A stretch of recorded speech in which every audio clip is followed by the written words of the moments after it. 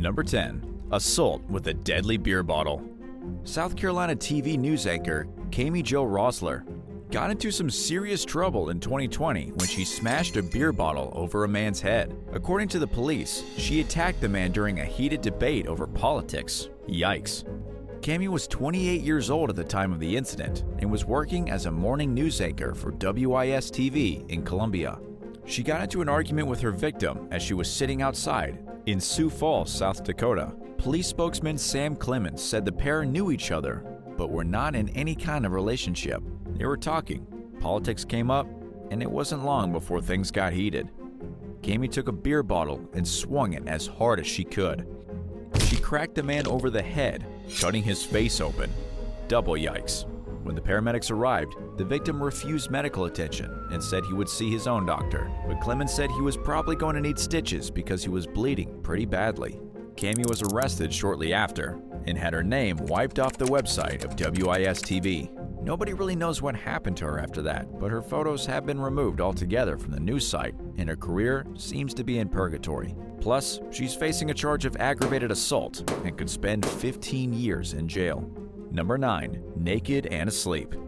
March of 2021 was a bad month for news anchors. Well, it was a bad month for one news anchor in particular. The morning weekday anchor for Fox 5 Las Vegas, Fevin Kiffel-Georges, was arrested at 7:30 a.m. The police discovered her behind the wheel of her Audi, fast asleep. She was also wearing nothing but her birthday suit. When police asked Fevin what in the world she was doing, she said she couldn't remember how she wound up naked and asleep in her car. But you can't really blame her. She would have had to be pretty intoxicated to pull a stunt like that. The cops could smell alcohol from inside the vehicle and wafting off the reporter as if she had worn it for cologne. She declined to give her blood for testing, but the cops charged her anyway. She was brought up on reckless driving and disregard for safety, then ordered to pay a $1,000 fine. She was also ordered to attend driving school, as if that might stop her from partying too hard next time. After a brief time off the air, Fevin finally addressed the public. She said she wanted to keep the incident private, but understood that there was a lot of buzz going on. She admitted to being arrested and said she learned from her mistakes and will continue learning. Unlike some other anchors who made bad decisions, Fevin didn't lose her job over it. Number 8. The newswoman con artist. Wendy Birch was an anchor with KTLA and had worked briefly at Fox 5 in New York. She even appeared on The Real Housewives of Beverly Hills, but as it turns out, Wendy worked together with a man named Bruce Taylor to scam women out of their money. According to businesswoman Christine Weber from Los Angeles, the duo robbed her of $150,000. Christine met Bruce in 2015 at a restaurant in Santa Monica. They exchanged phone numbers, became friends, and he offered Christine a chance at a business opportunity. Christine didn't think there was anything to worry about. Bruce often texted photographs of himself hanging out with celebrities like Charlie Sheen and John Stamos. They gave him enough legitimacy for her. Plus, his relationship with respectable news anchor Wendy Birch made everything seem just fine. But it was all part of the con. Bruce asked for $150,000 in cash for a new delivery business and promised a 15% return. Christine gave him the money, then went to Las Vegas for a romantic weekend with the man. After he wined and dined her all weekend, he vanished and she never saw him or the cash again. This wasn't the first time such a stunt had been pulled. Bruce and Wendy allegedly worked together to pull these cons off frequently. The two had a child together, and a lot of the money Bruce made went to supporting Wendy's extravagant life. But in the end, Wendy has never been punished. She doesn't work as a news anchor anymore and has been ousted as a criminal. But she's currently living in a condo worth over $1 million with Bruce. And she probably doesn't care what anyone thinks. Number 7. Leaving the scene of a crime. Leon Harris was once a CNN news anchor. After he left CNN, he started working for a smaller TV station in Washington, D.C. But his job is now in serious jeopardy because he's been busted trying to leave the scene of an accident in Maryland while drunk. It wasn't even the first time he got in trouble for drinking and driving. In 2013, Harris pleaded guilty to a DUI. But the most recent incident has proved to be his worst yet. In early 2022, he slammed into another vehicle, which forced it into a third car. Nobody was seriously hurt, but Harris was wasted. He tried to hightail it out of there, only to be stopped by the police down the road. He failed a sobriety test and that a breathalyzer showed him to have a blood alcohol level twice over the legal limit. The newsman is now facing 9 charges. Some of these charges include driving while under the influence and attempting to elude the police. The station where Harris worked in D.C. says he won't be on air while the investigation is ongoing. In other words, he might get his job back once everything blows over. Do you think Leon should ever get his job back? Or are all the crimes he commits in his spare time none of the news station's business? Let us know your thoughts in the comments below, and don't forget to hit subscribe before the end of the video.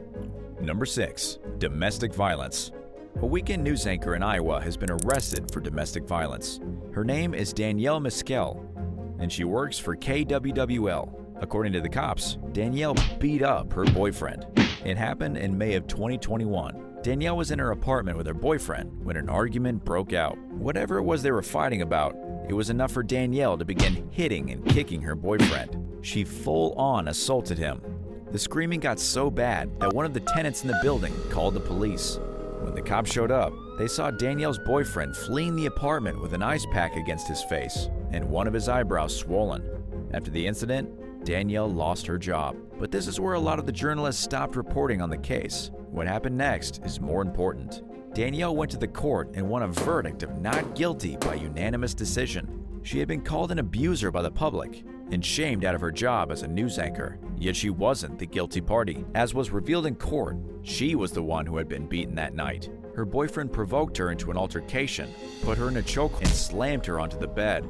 And all the while, he was yelling that he could kill her if he wanted. Danielle said this was the one moment in her life in which she feared that she may actually die. Desperate to get out of the house alive, she fought back. It was around this time that the cops were called. When Danielle and her boyfriend exited the house, he was the only one with visible marks. He turned the tables on Danielle, telling the police she had beaten him and that he had never done anything. In the end, even though Danielle was the victim, she was chased out of town and kicked off the air. Number 5. Stealing at the airport.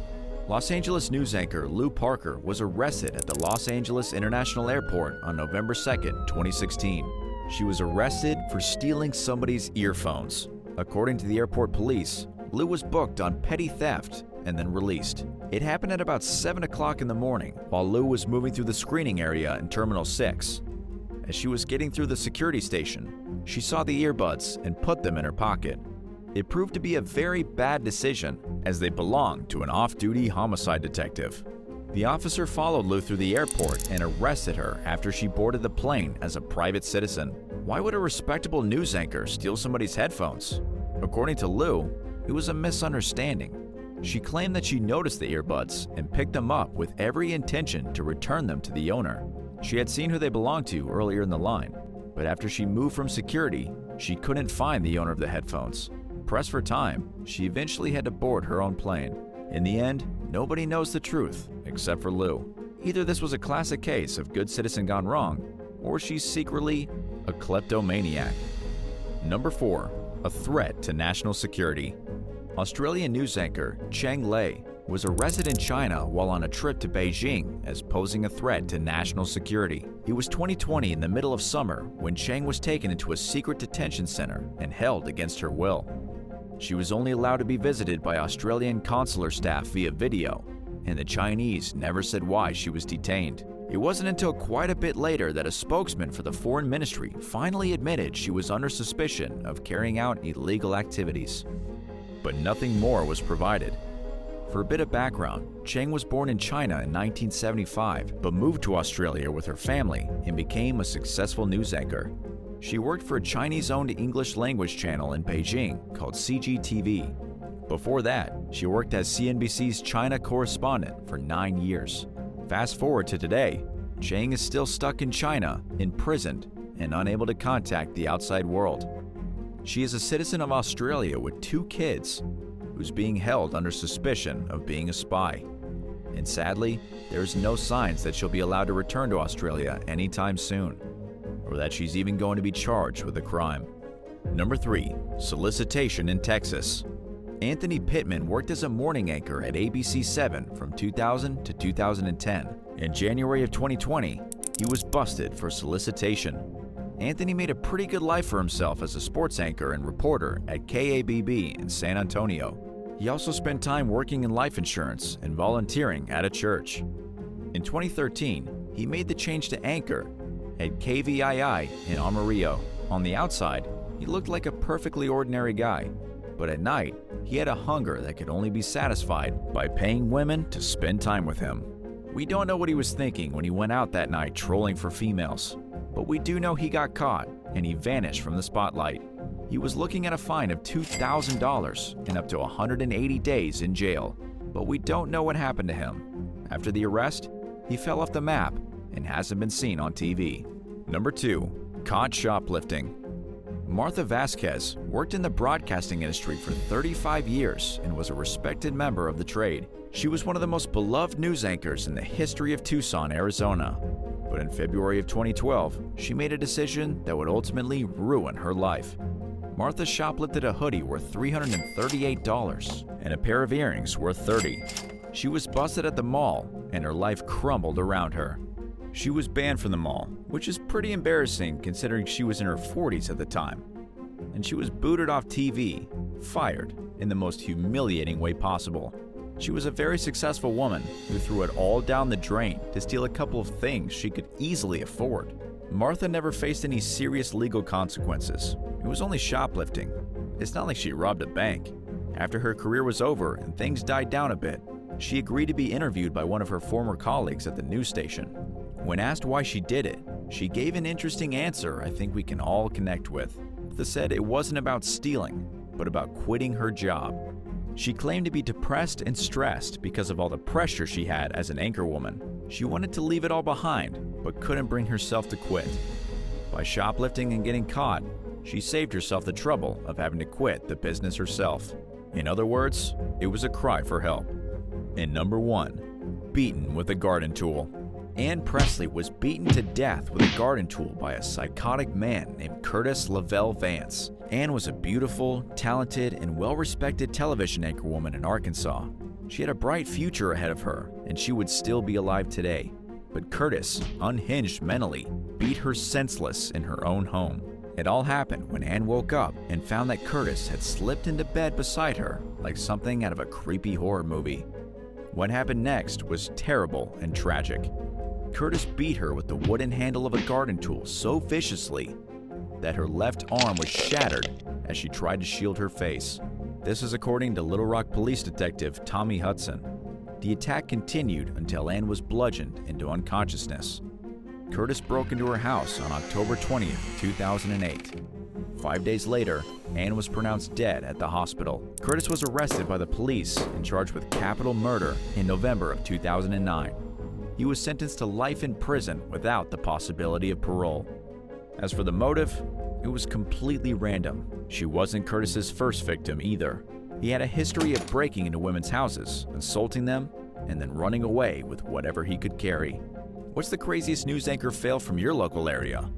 Let us know all about it in the comments, and thanks for watching. Be sure to hit that subscribe button and come back soon for more great stuff from the channel. See you next time.